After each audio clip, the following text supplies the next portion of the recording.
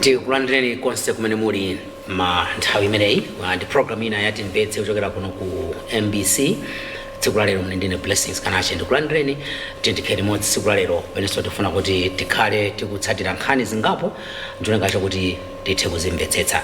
tsiku la lero sindili ndekha, nthawi zonse timakhala anthu angapo mstudio muno. Kuyamba ndili ndi Mr. George Kasakula. Tikulandireni Mr. Kasakula. Tathokoza kwambiri. Komanso ndili Mr. Humphrey Mvula. Tikulandireni Mr. Mvula. Zikomo kwambiri. Zikomo kwambiri. Komanso Mr. Steven Dagalira. Takulandirani. Zikomo kwambiri. Ndithu. Ndi tsiku la lero timafuna kuti tiyambe ndi nkhani imene taona kuti ili mkamwamkamwa. Pali nkhani yokhudza Chingerezi chake umanena kuti age bill kapena kuti lamulo limene lokhudza dzaka. Cholinga chawo akuti anthu amene akufuna kuti zimenezi zipite ku nyumba ya malamulo, tikumva kuti pali maplani oti afuna kupititsa nyumba ya malamulo, koma akunena kuti akufuna kuti munthu asamakhale ndi pasakhale ngati pongotsegula kuti munthu ukhoza kuyimira mpando wa president kufika zaka zimene munthu ukhoza kukhala nazo kaya ndi mafika kaya 100 kamapita uko. Kwa pazikhala kuti malire kuti lekere apa. Tamva koma kuti ngakhale nawo chipani cha Malawi Congress Party MCP achimwendo panda kudzera kwa leader of the house komanso mlembi wa chipani ichi anena kuti ifeyo nkhani imene sitikugwirizana nayo ikaba nyumba ya malamulo sitikayivomereza. Pani nkhani zimenezi ziwiri zimenezi mwaberere nkhani imodzi. Inu mwazitsata motani komanso tifuna kuti Amalawi amvetsetse bwanji tikamaka nkhani ya lamulo limeneli. Mr. Kasakula. Personally, as George Kasakula, I'm not really a big fan of lamulo limeneli. Chabwino. Because I believe kuti Malawians, if it's Peter Mutharika that we must deal with, it's a genuine problem. We can't allow Peter Mutharika to come back to government, not because we have anything personal against him. Simara Nigerian say, kumaguti ndiwokalamba, ndiwokalamba, and the fundi ndiwokalamba, udindo sanga kugire bwino ntchito yake. 40 amana kozokani ntima ora pagezi tu koma thupi sitingavomere even ntimawo kuti unene kuti ndipange chakuti munthu ukakalamba umayenera kukhala basi kumango basi enjoying your last days, enjoying moyo adzukulu chiyani soft things of life ulikhale mpando ungomwati anako akugwira ntchito akadzukulu chiyani akuponyera ma stop order akaunti chocho nimene munthu umakhalira munthu wakalamba sumagwira so zito zo kakala zo vutai. So on that account ineyo ndikuwamvetsa anthu amene akunena kuti tikhale ndi age limit. And probably it makes sense because why do we have age limit kumusiku? Munthu ukabadwa iye number 1 mpaka iye 35 sungakhale president wadzikoli malamulo amakukaniratu akamapita ameke aja akamabwera makandidate uzapereka mapepala matibati ma nomination week ija. Yes. Amapanga make sure kuti iweyo usonyeze kuti you are 36. Atupere muluzi kuti ambo wibira president zinamulengera nthawi fora ali wang'ono. Nthawi naye yake ndikumbukiradi. Yes. Ankafuna kuyima wana kuti zaka zetu zinawana ine. Yes. So if we have age limit kumene kumusuku and the reason imene anayikira zimenezo amene amapanga constitution kuti umakhala kuti munthu ndiwe mwana ndi munthu ukakhala mwana you are too rush umapupuluma zokamba zako zothamanga mwazi too much energy. Yes. Now that too much energy ukuzobwereka dziko bwanji Zambia Tanzania atulimbirana leki Malawi ino asilikali am commander in chief. Remember I'm commander in chief. Si commander in chief sina tieni katseni machaka uzobwerekesa dziko. That's why amene ananoti yayi anawa akhwime aphunzire sukulu akhwime mpaka na 35 lero mwana wakhwipa sopano maganizo awo chukulu ambobwera. Now ngati tinayika kumene ku 35 kenako because at the end of the day even kumuzi amakamba anthu kuti munthu amakalamba amabwerera ku mwana. Umwana wake amakhala kuti zinthu zawo zimvetsa bwino mafaculties amba ugonja thupilambo ugonja uvera kuti maso sakuona bwino makutu sakumva bwino mutu muso kuti zinthu azimvetse uneneka ngapo kuti umvetse agogo kuti basi umaseka. So such a person, why should you force them kuti akhale president kapena kuti ayimirebe ayi? So 35 amene kuti 35 anali cholinga komanso mboma 6 city ineyo ngati George Kasakula sindingazakhale DG wa MPC ndikangokonza za 6 city. In fact all kuma interviews umene opanga produce kuti iweyo uli nzaka zotukhoza okhala pano panopa ndili 54 ndikwanisa 54 muzipilembala ndiye kuti yakhala 6 years yokha imene ndinololedwa kukhala DG wa MPC panali cholinga chimene amanena kuti ma public servants civil service 6 city wapanga retire munthu unless otherwise stated pali cholinga wani ena abwereko adzakhaleko DG wa MPC so khanga kuti ufumu kuti basi iwe pakana zaka 80 wala DG wa MPC ayi olo ku civil service kandi we PS kandi we ndani chani pali zifukwa kuti munthu ena abwerekonso komanso iweyo zero zako zambochepa ukapange zina ukapuma ukapange zina. Now if we were able to say anofika 35 I below 35 civil service public service 6 city basi, why should we allow president Walker kuti munthu olafika 120 akhale president? So to answer your question, ineyo as George Kasakula, I'm not a fan of the bill. Komano, because I believe kuti Malawi pa 16 September Malawi kunjago ndanzeru azatana naye Peter Mutharika. They will know kuti this is a disaster.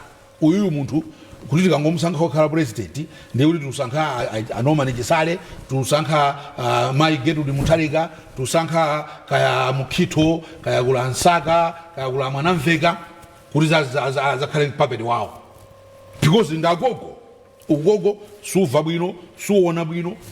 I was laughing the other day kunapita azibusa amayiproyeka microphone stand kungotenga microphone ulalo wese pa stand baja microphone amakali stand umalo wese baja. It's a very simple thing to do. Umangolowetsa iya makadika umayika pamwamba ndio samaona kuti uyika microphone umboni ndowetse uyika pamwamba samaona such little things zimoneka ndizo zongoti ndiziseka right. Even sunaka nali meeting ku England tanali ndi Kagame kumfusafusa amamva what I say and you run Kagame maybe use this. Kagame said maybe use this. You remember those pictures? Oh, yeah. Yes. Those are signs that muntu yuyu wakalamba. Now we are saying ayambe new term musipidem another 5 years with those things. If he was doing those things asana bwere kumene ndiye mumupatse urapange Malawi, what is our problem? Ngati kumbuyo ku anthu amampanga take advantage umatenga TPN yake umakagulira cement gachani milandu likukhoti kuchitika they are being accused of those things. What about if you bring him today? When papita zaka papa papita another 5 years yapita hapo you want to bring him back. So I do understand why people are saying probably tisabide mpaka kujisanko kuma wiwi ngomutseka ndi this age bill. I do understand because it's a huge risk, but deep down my heart I know kuti Malawi ndanzero they will not get basifone kuti kuli mavuto ena tikupeza kama nawo mavuto akulu of course koma masolutions akuchitika. We are not going to be blinded by all things when Peter Mutharika should come back. It will be a disaster. So to summarize, I'm not a fan of the bill, but people are free. People are free in this country. It's their parliament. It's parliament that is going to debate. If parliament says yes, we will accept it. If parliament says no, we will also accept it. It's up to parliament. We na kaberetsa akuriane agabe dani kombe na mena akuikoka agaikoka ngarapeza MP awone ura abanga campaign akumana MP azipani zose including TPP anaona kuti ali support. So tiwaona agabe ndi ufulu wawo problem na hada wapsese kabina wazunguza kabina uta ndi ufulu wawo. If I have something, if I have a thing that I feel bad about and I want to sort it out in Malawi, then do full obida MP to say what in Injan, obida Boma, what in Injan, then Tanzania. So I gabe kombe do full wow. Gadin can do parliament, Kumenego, Ajimendo Banda, SGY, MCP, leader of the house, and now they will shoot down. Tigao, MCP is going to shoot it down. If it will be shot down, then it will be development. Otherwise, tisakhomera akhombe uzasakhomerere ngati zimene afuna achita it's a free world apite patsogolo apange zimenezo and tiwamvetsa why he is doing those things because simukakhaleni malimiti ena ongowasiya. Actually it's more dangerous to have a president who is very old like Peter Mutharika than probably to have a president that is 30 years old, because when 30 years old he will push things. We have seen Michael Ina, they have younger president, how they have pushed things, tamanga, they've got energy. We have seen the advantages. But we haven't seen any advantage of having a president, Zagaide 4, Zagaide 5, sitting on it. Therefore, there's no reason why we should do it. As if he would be Palibe alternative. Tigana County, he's the last person in Malawi to qualify. We already have a president in the Senate House that is doing far much better than what he did. He's doing far much better. As that, even they admire. I was reading somebody from Zimbabwe was saying what the President Chakwera has done within these 5 years is more than what our president has done for more than 5 years. So if and when I admire our president, he's energetic, he goes about there, talking in Malawi brand, background, Zugonega. Why should we go back to a person that is very odd?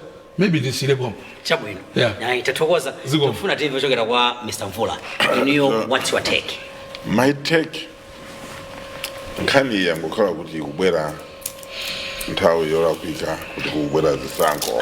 Actually funso langa lachiwiri ndimene mufuna mubulize yankhalo. Timing ya kubweretsa bill imene.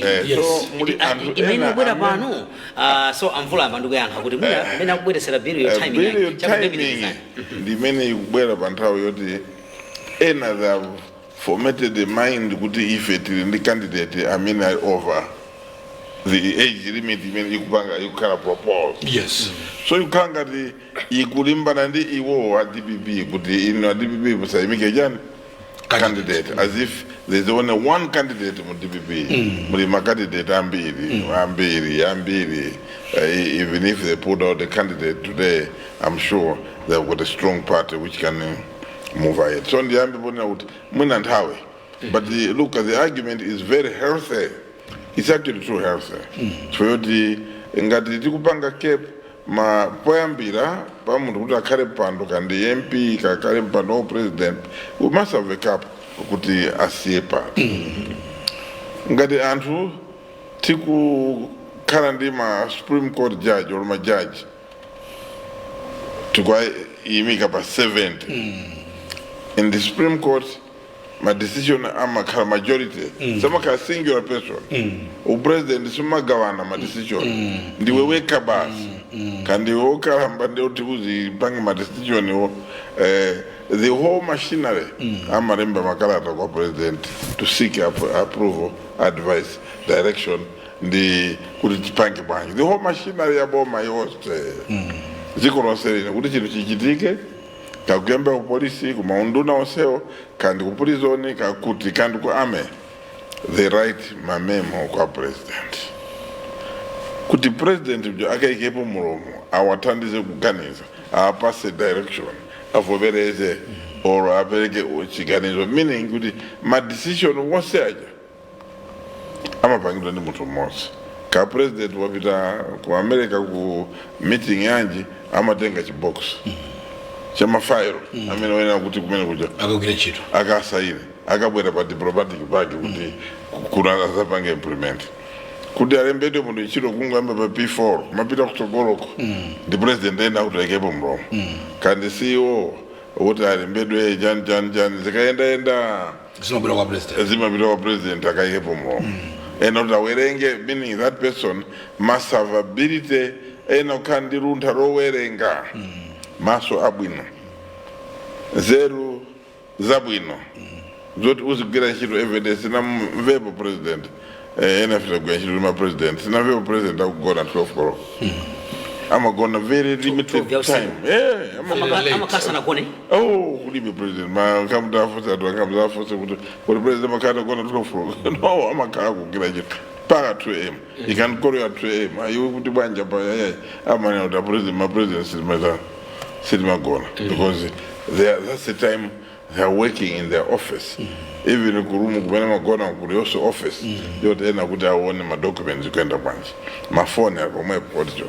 So that's a taxing job. The most one singular job, which is very, very difficult. The most difficult job. The most difficult job. Yes. Simma gawanaso. My decision was mapanga iweyo. Uko lokani ma advisor. Amango wiki hapo muromo. Tima gani za choncho bwana. Kuma zina zose di prerogative yanu kuti mutani muone zintu. Awadiro Eric Malawi tibange banji bwana ifi tumeona kuti hapa sana bange bwana tibange banji. Tuatire mashaka. Tuko kwa tia mashaka. President will say no. Sabange zezi. Sabange zezi. Bange pamoja and then the president will basiwa na makande extra job. Yote awerenge so social media.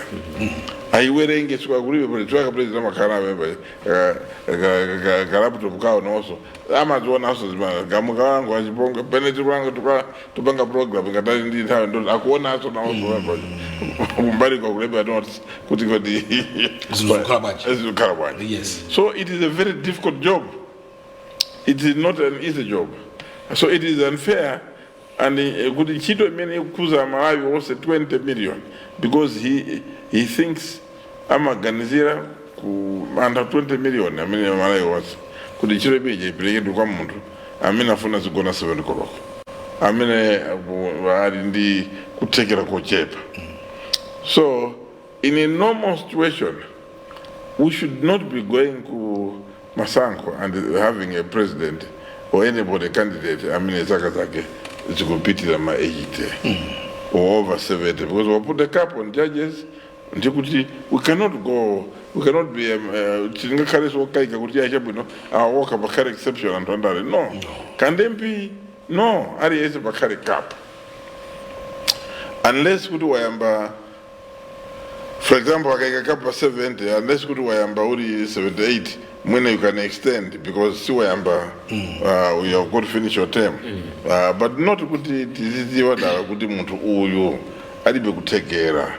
Muntu uyu. Ziwaro zambiri panopo zina zote sunga pangezi zambiri. Ukakaraba mpando pesa we cannot control urinary system yako. Ukakaraba sunga pangezi panga kasaka kuti ugwele chintu chija upanga jeji. And in terms also you are very irrational, very emotional because siwakura. So umakandi kantimakaja kuti chufuna or the wrong cool. Therefore is stupid. So do I mean uzirankura which he does. So because that's stupid. So anyamata akubera TPN. Abolisa magari moto. Abolisa zindu zose. Iwo gona usakuziwa. Ngazako akatenga stampo jakadinda zina yake zote zikakale chidindoji zopechiri chidindoji zopechiri akadinda zinthu zaiwe ugona duro so zimene zizibanga muno bwira so kungoti nkhani yangu bwera pachabe kuti yabwera panthawi yoti kuli masango so people are looking out malesi andale kuti achimenechi sichikhala kuno bwino kandi achimwendo akulankhula koma kuzoona chimwendo kuti nkhani ndiyoona kungoti iwo akopa kukhala ngati kuti mwina ampanga sponsor ndiwo kuti mwina azikhala siya iwo nkhani ikukuza munthu amene ali kumpikisano ndo maso anena kuti mtaleka ngosavuta kugonjetsa ndiye bilu iyi akhuzosintha DPP mwina kubweretsa munthu wamphamvu pamene apita mtaleka ama na swaji mwendo ine no ngandali akuona zina ndizina zango kwa ine ndungopa kuti malamulo osimena samapanga operate in retrospect exactly. Akuganiza za msogoro because for example tiyesereka mtalika waruza orawina ndikuti akayima at that age kusogoro kwa za France kuima adi 90 or 100 so means ngakaribu na so lamulo tione pole na kuti we are protecting a generation kuti kodi anthu amene ali ku wadusa retirement kwambiriwa azipitiriza abe kuyendesa anthu amene akadali ang'ono kuti dziko lino zimakhazi ovutatu anthu ena maneno president uyu sakuyenda not because sakufuna kuyenda but he is physically unable timata 2 months usamvera president pamene pano you find chakwera today ali kumpoto akabwera mwina mzaona kuti wapitaso pina ku Eastern region and sakutopa apita basi ndekuti akadi function ina mamawa mazuro ina mazuro kwambiri ina mazuro mwana mwana ali mjimu suit akutapanga so that's how agile the advantage of having a president aliochepera pozaka tukakatali ndi mphamvu. That I think in general terms. So ufuru watu mu constitution ngoti tinaike maganizo akuika a capping by age, but that does not mean kuti tinachita bwino maybe nthawiyo imene yo maganizo anisana agwere koma atina kukhala progressive. We've seen examples as in mene sizikukhala bwino tikalankhula tikasiya sikuti tupanga target munthu wina mmodzi kuti tifuna kuti uyujo tikulankhula generally. Sindikhulupirira kuti munthu wina akhale nemaganizo kuti patupanga promote kuti wina aime ngati ngonkuntha kankuntha not because of age koma inability kusakhala munthu suitable. So age yo anthu sopoganizira aziganizira tu kuti kodi amene akuima wandindana ndi zaka zingati amene azatithandiza amene azafika kuno kumakajira awazaenda azaruka nsinje kadali bridge kulibe azadusa amenewo. So ndoti anthu asaganizabe, so you cannot stop people from talking about it. So akombe kandi ndani chimene yambisa chinthu chabwino, I don't think he can be stopped from talking about it. He should be allowed and let people debate and it's a healthy conversation. Chabwino nathokoza kwambiri Mr. Mvula Mr. Dakalira inu mwamba amene ankhulira kasungula kumaso kakhale Mvula yes in Mudbanje. Beauty of democracy. Dziko lino tidanena kuti Malawi wasintha ngati dziko tachita embrace democracy. Then democracy imakhala kulolelana maganizo osiyana. Yes. Iyayi ife tikuona kuti bwanji unika nkhani ya zakayi ibwere akayikambirani kumene then kumeneko akachiti decide at the end of the day. Kodi si dziko lake lomwe lino limene mbuyo mu kumatuluka mabiro kunabwera kwa nkhani za china third term achina open term zimabwera zimakafika mpaka nyumba ya malamulo ndikukambirana kumene kuja phungu and then a decision being made kumene kuti so I don't think there's anything special ndi nkhani ya zaka imene yatulukayi. Ngatiso muone bwino muona kuti mbuyomu pamakonda kuchitika timisonkhano tinatake ntu amachula kuti constitutional review meeting. Yes. Constitution yathu ija amabwera ndithu akatswiri osiyana maprofesa machala amuthalika atchulidwa awo nthawi ina amapanga nawo zimenezo abwera kupanga nawo misonkhano imene kuona kuti malamulo mathumu pena ndi pena pofunika kuunikira kodi tiunikire pati tichite recommend pofunika kusintha ndi pati zimene zikupanga recommend then mwina ndikumazipanga embrace ngati dziko zinthu ngati zimenezo ndi awabwera ndi imene mwina nawonso anaona kuti I think ito pena pake paufunika kukonza paufunika pali nkhani ya zakayi tiyeni amati chete sautsanyama koma suyo ndi adaona ndithu akhombe wanaona apatu pali nkhani tisachedwe yayi tiyeni bwanji titayiunikira ngati anyamata ali nkuthekera kuti zakasati akhoza kulowa nawo mbwalo why not give them a chance. Mirani napa ndiji kuti alipo anyamata ina ma president who are star performers koma mukapeza kuti mwina mayika mukumpatsa munthu udindo akungodzera alipa pacha akuodzera zinthu zikuchitika. That won't be good for a country. Situ kamba za muthalika solely with all due respect. Koma tikungo kamba in general kunena kuti mmene anena kuti munthu ukafika zaka zopanga retire ngati machita lomboma ukadutsa ukafika 80 chako 85 86 ndithayo kuti udzicheza ukhali mmene anena kuti sumakhalanso kuti you are in tip top form tikhoza kutero chingerezi chake mmene ungachitire ndithu ukamaya tamanga kugwira ntchito kutani pande anyamata akuita umafika nthawi yake kuti ayayi kathupi kaugonja even nzeru olokaganizidwe kumene even kabraininga ni nthawi no you have to relax. Of course anthu amatano makuchita admire patali akudzota komata akuluakulu ngangayi ntinzeru sikuti tinatheratu analito amene anala gentleman to awa anala jitu to awa just because akuona ti matraits limene ni nthawi tinotsopano anthu akulemekezeni anoti ayi mwapuma koma iyayi iniyo nthu mwachita mbali yanu koma sinthawi yoti mukampange munthu wakula kwino adzienjoya tsopano adzikhala kupuma inu nkunika mejo ayi tiyeni koma tinsezese goli limeneli it's taxing and even very bad for somebody's health wadzaka zodutsa kumeneko ukuze kwangwetsa munthu ndi BP chifukwa awukanika kuti apange khopo mwaona iti ndiye sinkhanyonena kuti iyi anthu angoyang'anira pa kuti ayi tikuyang'ana mwina akuchita target apita muthalika no koma no seriously tiyeni tione kuti kodi munthu okalowa mu office minimum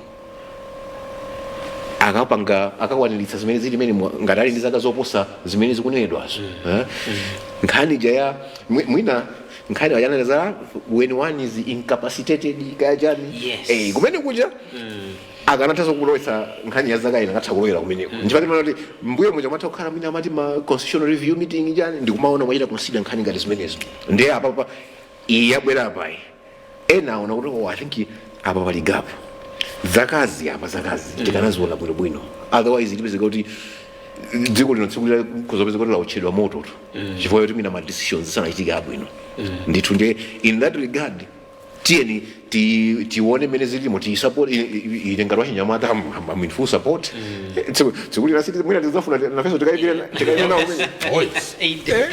ndetero la ngachinyamata tipatseni mpata nthawi ya chinyamata ndimene osati kuti yayi kumazaka mpakana of course I know kuti mwanja wa achinandulu kavala akhala kudandaula kuti ndoti achikulire muwasala kumankhani sikuwasala ndi chilungamo kungonena kuti akuluakulu munthu wakula mpatseni danga apume mulemekezeni ngati akulandira ulemu alandire ulemu wake koma musatenga meno chakuti no tsopano mubweretse mumpachike ndi mavuto ena chifukwa ndithu ngati mene for example dziko lathu la Malawi mavuto amene akumana nawo nzofunikira munthu oti wamachawi somebody who thinks on their toes edi kuti kwachitika cha akukanga kuti apa pachita shuti ka problem kakuti how are you going to get rid of that problem kalikali apa forex imene sinkhani tiyeni tithana nayo mukuzimitsa moto tiyeni uku mafuta iyo mukuzimitsa moto nayo kuti muliya naye ku trade kuli makono wakuti kalikali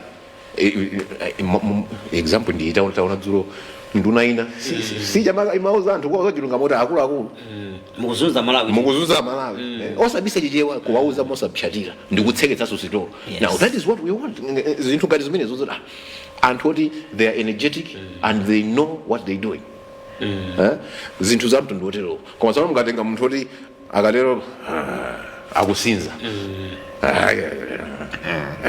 zitithandiza ngati dziko tiyeni tilikonde dziko lathu posayang'anira nsalu kapena kuti makaka achipande koma tiyeni tione kuti dzikoli tiyitenga from point A to point B pogwiritsa ntchito mwina anthu opuma kapena yayi tipereke mpata kwa those who are able and energetic ndikhoza mwina kuitero nkhani imene ndithokoza kwambiri msadakali tiyamikire kwambiri apapa munayamba nkhani ina komanso mamvula anayamba nkhani ina koma yokuza timing koma kwambiri mafuna ndipite ku kuti kodi amabungwe sanena kuti mukupondereza anthu achikulire munayamba kale ndifuna kuti misakasakula ayambe koma akapachoka amenepo ndifuna aphatize ndi kundiyankha kuti chimene chikuchititsa kuti chipani cha Malawi Congress mumuti mina ena alatha kuona kuti mina apa ena akapezera kuti apezerepo advantage kuti akuti kulena akufuna abwerese bill ndiye kuti tenti support iwa kuti ayi imene yoyo ifeyo tikabwera kuno tina kuti zisiyeni zimenezo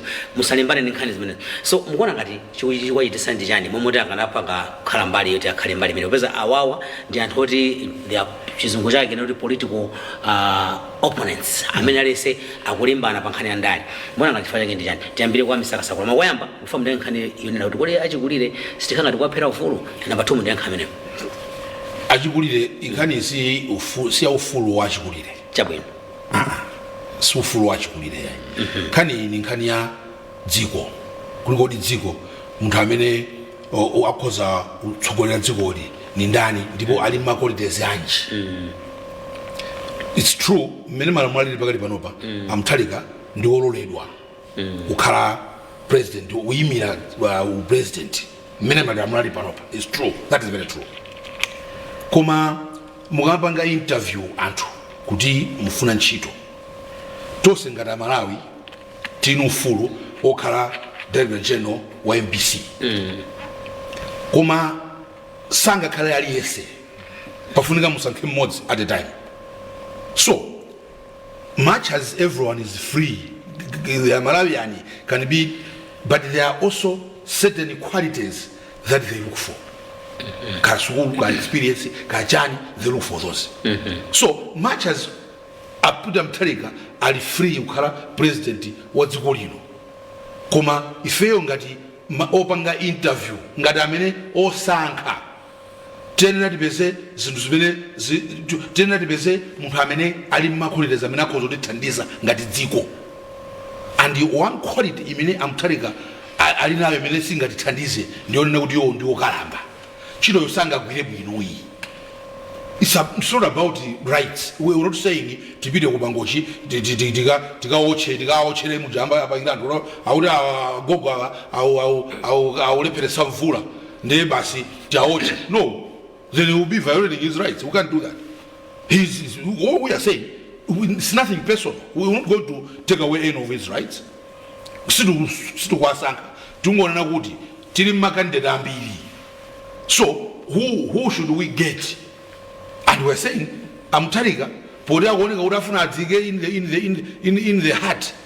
Ngosa enera, atibwerekeza ngati dziko, atibe my qualities. It's better we should go to other candidates. Specifically, we should just continue with the President Lazarus Chakwera.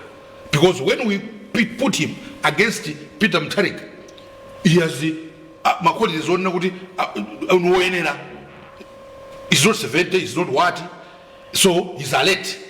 And what he has done in the past 5 years, it shows that he's using that alertness, he's using that age to the maximum.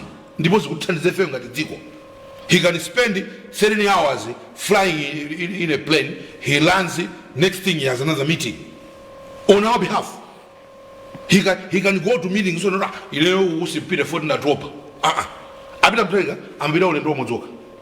this is true. Foreign policy, this country was non-existent as far as it was concerned. Amango pita kwa America akaona nzao. Voti kumene kwa kazi tayari akaona nzao, akaona zizukulu. So there was extra motivation. It wasn't even about this country. It was about his personal extra motivation to visit old bodies at government expense and ukaona zukulu ukaona. It wasn't about us. Today we have a president that kulikofunikira mapita amaona kuti ukongofunika Tanzania atokambeni za energy akogana ndrama za World Bank za energy ine nkangodeweza kuti aningotumiza amatola okha chachani kumene kundipita kumene kuli chithumba. He jumps on a plane, he goes there kukatenga chithumba. Ku UN Malawi Africa zioneka, he goes there. Ka ku Europe ka kuti he goes there ukatenga chithumba. Ineyo mafuta ovuta dziko lino mafuta rakati kuvutika, we are using same methods, yet we think it can bring different results. We need to change tactics. I should go to Qatar, was it Qatar? Yes. Or Doha, whatever it is. I should go there and try to negotiate new things. That's the kind of president we want, not the one that is going to sleep. This has got nothing to do with about Mutharika is just an example. It's just an example. It's got nothing to do with we are just looking for the best candidate, the one that we can give mandate to govern this country in our best interest as a country, not thinking about him as an individual. Because we want to say I didn't do full him, therefore Tabasco president. When you know what he's going to do a bad job. What we're doing, he will be a puppet. He will be a puppet of people that surround him. Those people, and the good thing, Malawi, and who are to use Amagamba publicly or in private.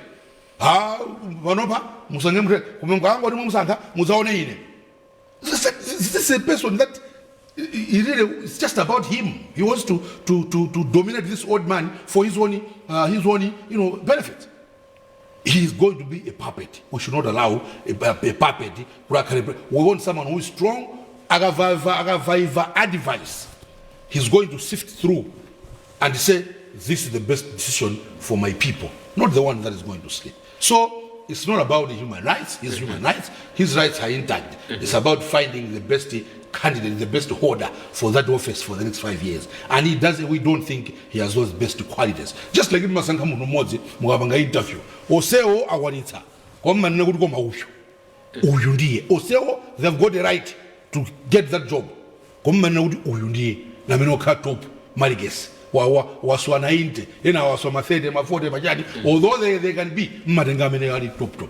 It's very simple. It's not like we are going against the Mutariga's human rights. MCP saying if this is Kuza, they are being tactical. You see, at the end of the day, some people would say, you find Mutariga Mumoba de Wuti. Mumoba, de Mumoba, and they fail Timvetse. Sympathy vote. Kuda kuliko sema voters, psychology ama voters. Ndimene sometimes they vote not using facts or using their brain, but just emotions to say we mugumuzuza nefere vote ramene. That's what MCP is fighting against. They don't want people to feel MCP government achakwera are busy trying to play rough. Au ambampira oponda modi aserempia or fair ambampira oponda. MCP doesn't want to be labeled with ambampira oponda. MCP wants a fair election because they know Mugaiga ajawera hapa mkuiga amtalika clearly zori giratu amtalika duogal. He has no energy, and what happened even Tayao Zambia zoipa nizibena marankula zosagwira amanyoza Malawi ankati nyoza. The same problems that they want to appear good panoba they will manage them. They were not managing them. Malawi is broke. Mufuna salary yanyawa ni massive service. Still kupatsa ni mpira ku civil service. Mpira ku private sector. Kumene kuli masalary au apamamba. Ife ni bomba. Amana nda minister au malemu agudo kondo. It's on record. Nyoza Malawi stupid. This stupidity to food. That we are all corruption and people took advantage of him. Nothing happened in this country during entire. Today they want to claim they can solve it. All these problems were there. Even in my food, they were there. In that time, what were they saying? Mubire banse obere mundonga rigamutse uponda ni mudandora mungoti ngama mangola zose nganga pumba. Certain intimidation. People have died in this country seriously. No, people are like during that time. They have no respect for human rights. They want to intimidate you. They want to beat you up. They don't respect the rights. Why should we have such a person? More importantly, now he is older. I'm telling you, I'm 2 months. It's a very just. He didn't see any importance of strong foreign policy. Even when he was the Minister of Education, he was not a problem solver. He believed in running away. At the height of academic saga, he ran away instead of solving. So why should we have such a person back into government? There's no need. So MCP, I'm not a spokesperson for MCP. I'm just reading I'm just interpreting and reading it. I think they are avoiding sympathy vote. Malawi mona ngatuli wo na menafuna Mutariga amugani ko mugonjesa. They are afraid that by 16 September people are going to vote for Mutariga. Therefore the best way is to stop him using the law. That's why they are saying if it's very high, actually fair we are happy with Mutariga should stand. So that it comes 16 September Malawi na menaza mutibule na menaza mpangi retire forever. We don't want to say we are playing rough because even it's in human nature that all the time you want to be on the side of the victim, isn't it? The one that someone is trying to pounce at. If someone is being beaten,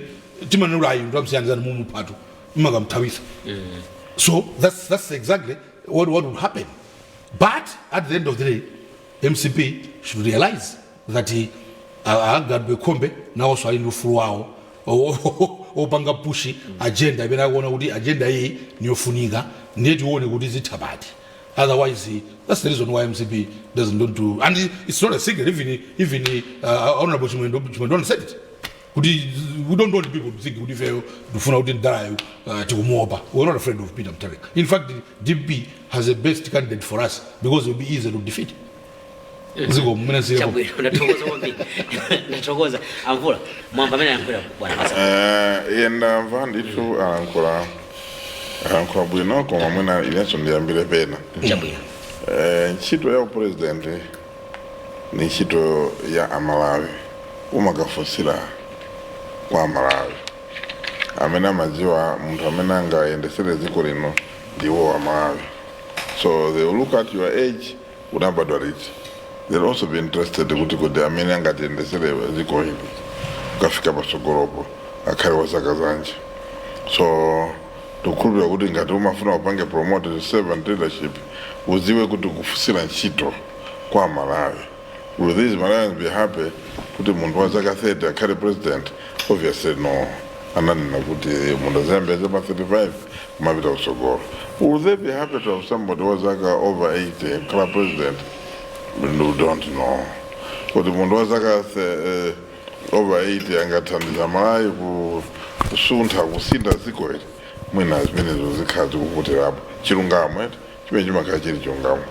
Ine constitution yathu sinalese munthu wa zaka 80 kuti akhoza kuyima ndi ufulu wanena, but it does not stop the debate yonena kuti anthu mukapanga propagate kukhala ndi munthu amene ali woposa zaka zimene zilipo ngati anthu ena kulibe ndi vutobe basi ndi chinthu choti mwina chikhoza kukhala chinthu chimene anthu simutha kuona bwino bwino.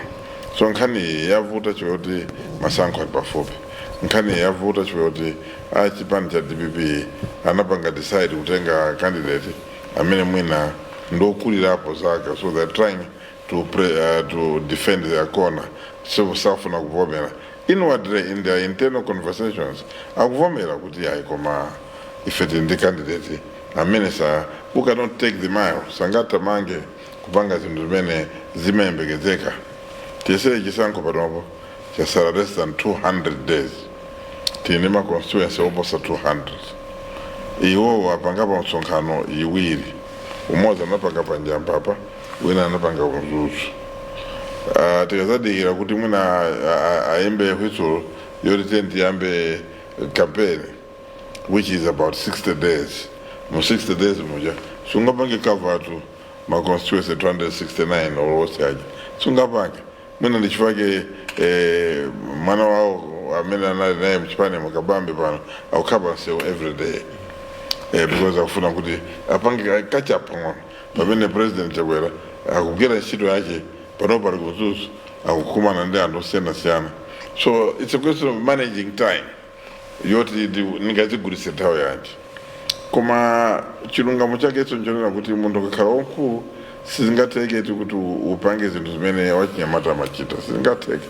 Ndije zimakhala zangozi kuti achisala kumanena kuti ife sankhani chikwangwani chathu ndi awo koma ife inachoza kugwira ntchito ndi chani ndife.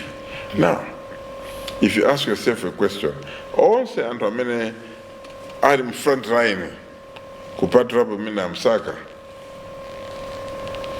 mwina ndani mwina nda anavicha onse amene ali around the front line ambiso akuyankha milandu yosadziwika bwino azikhala akuyenda ndi mabelo period imene yasaya 200 days. That is typical a problem yoti even iwo achimtereka sakuona imene ngati vuto koma Malawi ayiona ngati vuto chikati munthu line up yonse imene uli nayo ili ndi milandu ya criminal. So you want to usher in sogoleri uja ndi anthu amene ali ma criminal around amene akuyankha milandu inde they are innocent until proven guilty koma ndale zimene ndi a perception maganizo onena kuti awa blessings wa koma ali ndi belo to awa ngakhale simulandu sunathe koma ali ndi chani kodi cholinga chawo akulimbikira kwambiri ndijani kuti mwina apulumuke mlandu we chifukwa kuziwa kuti akalowa awa ndoti nkhani zijazitha mwina ndi chimene chocho. So that mind does not go away from the minds of the people. So tikukhulupirira kuti chilungamo chonena kuti zokambirana za age limit si vuto ndi chinthu choyenera. We must address our minds to this, not because there's an election. Nthawi zina anthu amalawi timalakwisa choti timasiya zinthu zina because we think the timing is wrong. Yes, the timing may be wrong, but it does not stop us from saying kukambirana zoona, kunena zinthu zimene zili zoona at that particular time, despite the fact that mukuona kuti nkhani imene amene sikumkomera ndi munthu mmodzi, kwa munthu uja mufuna kuti asakuyimirire nonseno dziko lonsejo. So that's a mistake. I mean, si zinthu zabwino. So let us test awasiya akombewo tamangire nkhani yawo kakaifikisa kuti timva kuyankha mbali ina ya chimwendo nda MCP. MCP angokhala strategic, mmavoti kumakhala sympathy vote, voti imene imaperekedwa kwa munthu choti mwina akukhala ngati akukhomereredwa, akudesedwa. So anthu mwina iwo akuopa kupanga creating sympathy vote kuti anthu aja amvotera Mutharika chifukwa choti akhala ndi sympathy vote yona kuti uyu akumulesa akumuopa uyu ife amene timvotere. We had a similar issue 1994. MCP that time in Malawi za Mruzi. I mean number 6 space. And 6 pounds 10. 6 pounds 10. And another bora jani. Bora kubemwe. So MCP have history.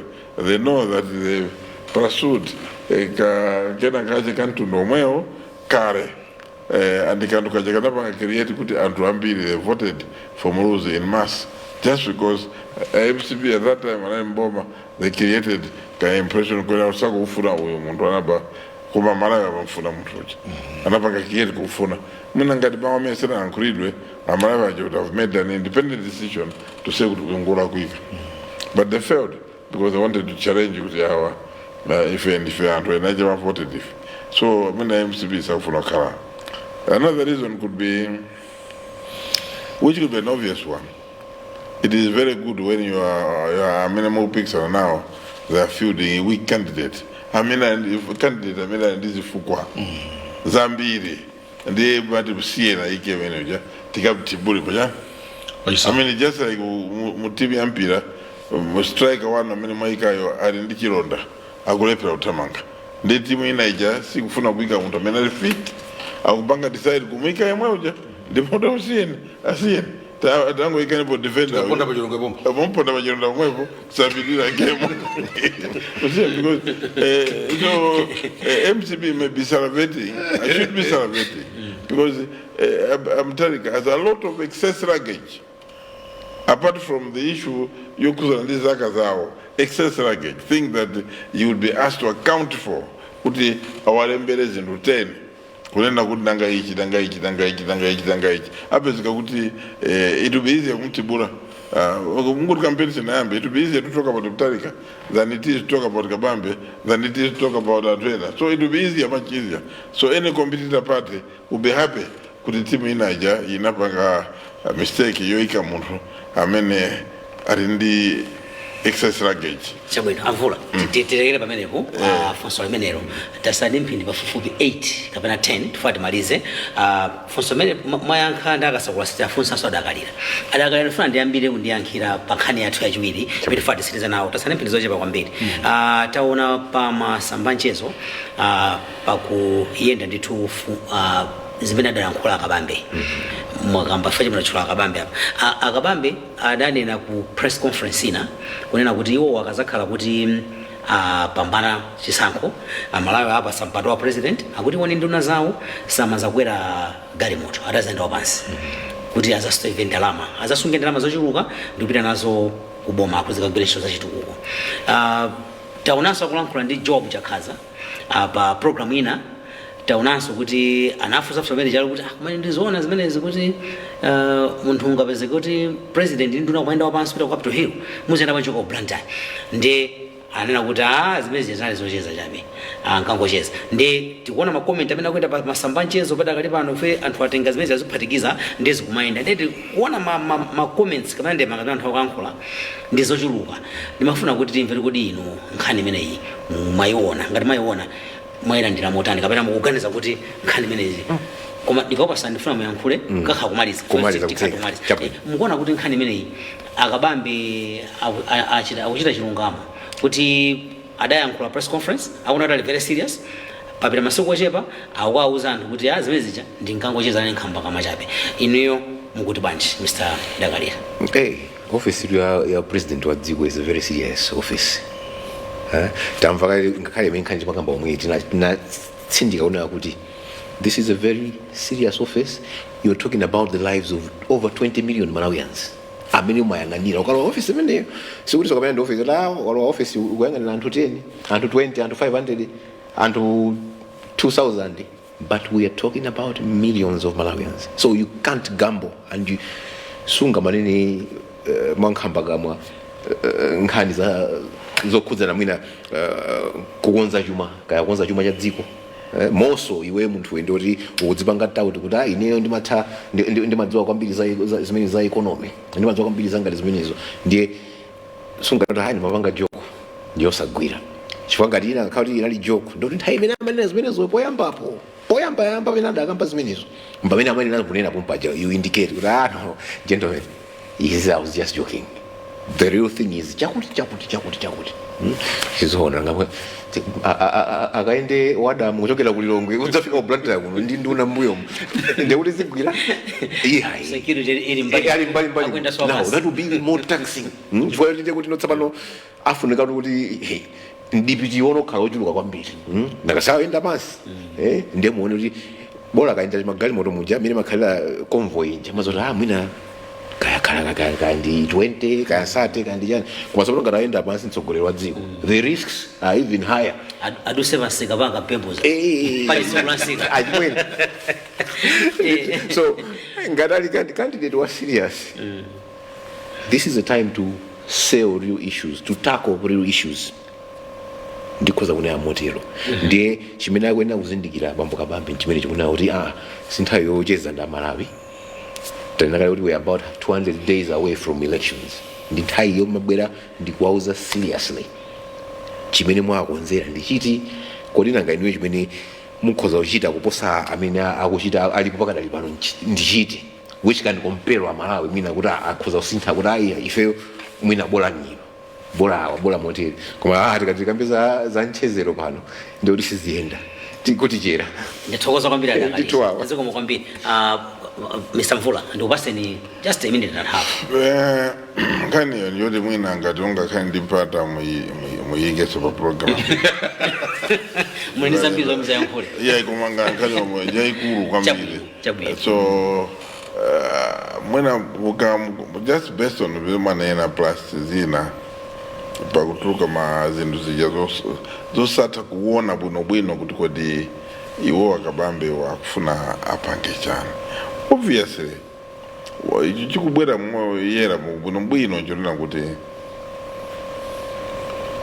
afuna kugwiritsa ntchito boza kuti anamiza Malawi kuti Malawi avotere akuphwekesa zinthu zimene sizimaphweka sizimakhala zoti ndimene zimakhalira palibe president wa dziko lino asikale usoka kwambiri amene amapita ku office pansi because machinery ya president ukangosankhidwa sumakhalaso iweyo iyayi amakuyendesera boma amanapanga manajiwe ndi machinery ya boma security machinery ame apolisi ndi anthu ambiri supone iwo akuganiza kuti pakadzakhala president azakhalabe akabamba amene tikuwaona lero kuti mwina azipanga choncho akudziwa koma chifukwa iwo akugwira ntchito mboma muzaka zambiri amakudziwa kuti zimene sizimatheka koma amadziwa kuti so munthu ukanena zimenezo anthu akuona iwe kukhala wabwino.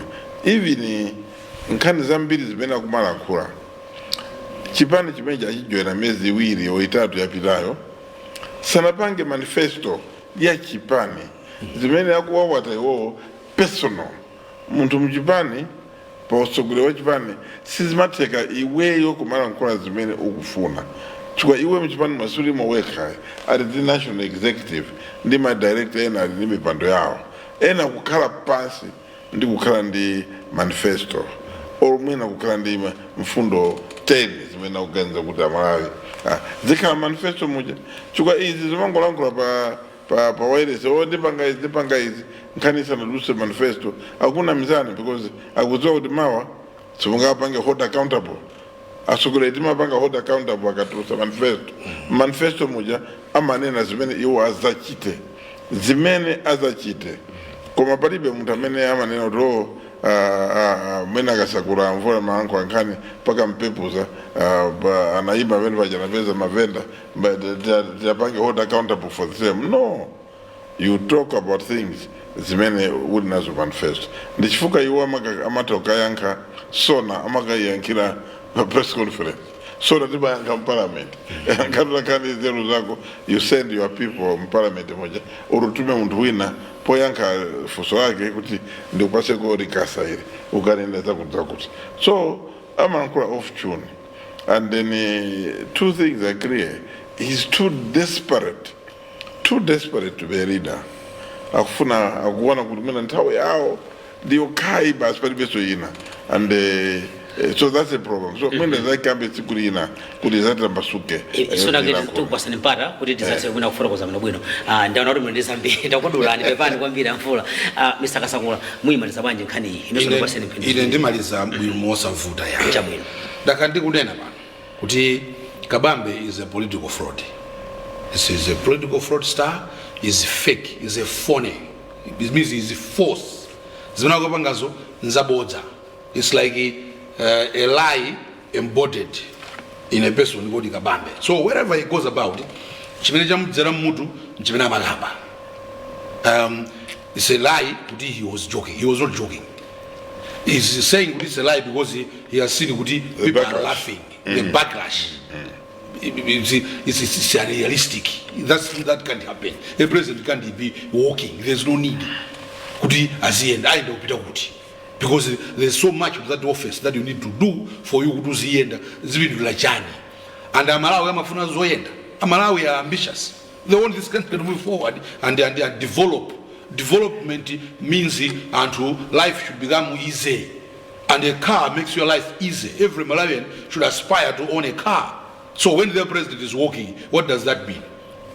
Now he's saying it's a joke. It's not a joke. He's calling it a joke because it's a way out. He knows what and the Malawians have called it out. And because it's a political fraud. He doesn't even know what to say next rally. He's reactionary because he's fake. If we don't want to joke as our politicians. The office that is running is a very serious office. It's not for jokers. If you want jokes, we turn to Shinganingani, we turn to Mr. Jokes and other dramatists. We don't want a comedian for president. We're not voting for a comedian on 16th September. We're voting for serious person to run this country. So, this is just who Kabambe is. Is fake. Is a political fraud. As Mr. Mvula is saying, is too desperate for leadership that he can say anything to bamboozle people and lie. He wants to portray himself. He's the savior of Malawians. He's competent. He's a former technocrat. When even we look at his track history, Kureze Bank was the last. He was pumping out money. Last day, Ajisango pumping out money to some banks. Mabilio, he's answering for the things. He was busy creating fake figures about our economy. Oh, inflation, just to pay DBP. Today things have imploded because of him. Because he was painting a wrong picture of exactly where we are as far as the economy is concerned. And he neglecting the fundamentals, he neglected them and started lying to IMF, lying to Malawians. So, to end it, I'm not surprised. I saw that clip that you are talking about. I saw it. All I saw was a political fraud, a political phony, a political fake. He's a trickster. Unfortunately, I'm allowed before Pena. We will not go to follow for those tricks. If we know the person that we are going to vote for, as far as this country is concerned, to move forward, that's serious. That president is the way. Tathokoza kwambiri zikoma tinekera mine ndikuona kuti nkhani timene kuti madikitirize fe pati zambiri mwe mnathawa nkula mwaterekere pepe facha nthawi yes ndathokoza kwambiri mwapasa mvula nthawi yawo amvula nzapa azambira mene ndakule kuno bwino nangazo anakumana nda president kunkatabe amati wosanga kale pamene yani for the president amagana kwa mele chilima kukhala banakumana basa na mwana wabwino kusanga he just lies around president he just lies around navula kukusa chichofuna he lies around he thinks Malawi is a foolish finance mnabile akapanga launch SKC Foundation alone sifuna komanda president azachawera khani zimezi zokwakhuza inisika khayo anali nawo limodzi kwa John Chitembwe he was also there kunkadaba that's how fake is he's a fake person so any sort of ankani simnafuse kuti satani somebody that's a group komeni obeja manu simkhali bozala zasachakwe umnakhala komeni kuyifanya njani paka mkono mambwera ko paka ukubatsani moni mbaba tsamoni mbwanji he's a fake person. I don't know why actually I feel bad for people that are following him. Do I want to I said, what are they talking about? Yeah, ndaona kuti panali nkhani za fada akati ndaona nawo sakungomeza musiyana ikapa muno musamusa awande ndaonere seconds ngati ndimene yona ndakula kuno chabwino tisachite chibwana office ya president ndi office yaikulu tieni tilemekeze and kumene tikupitako 16 September it's serious business. Yes. Ndetieni tisatengera Malawi kuti tiende nawo mwanthabwala. Aspiring jokers, aspiring comedians. If you want, you should join what drama group. Kaguli Njangu, Kaguli Chani, Kaguli Majiga. We can audition him. Abwene zabanga audition. Abwene kama sasa zarola amena jana. If you want serious jokers. Chawe direka meneba. Ina aga mapeleka feedback yao. Amana kuti program hii audi ndi abwino koma timachirusa kwambiri Chingerezi ndemwe na program yobwerayo asuza tikupanga motani atirize kwambiri chichewa anthu angapo anena Zaveka and I know I'm the culprit mwaliona jina person ziko tirekere pamenepa ndithokoza ndithu pamenepa pakhale pamero pa program ya lero ya Timvetse kuchokera kuno ku MBC mnali ndine Blessings Kanache tithokoze Mr. Kasakula chochi Kasakula munabwera program zikomo Mr. Humphrey Mvula tithokoze mnali ndina film program imeneyi zikomo kwambiri ndawe kwa Mariba? Yeah, next time. Baba tajangani ndi 3 minutes. Next time. Chabwino. Zamveka. Misadaka leto thokoza ndo. Zikomo. Komeso nthokoza mena monera kumaso kumvera program ineyi tikuti mwakomanonse pizana kuonera kumaso kumvera ma program otsatirawa.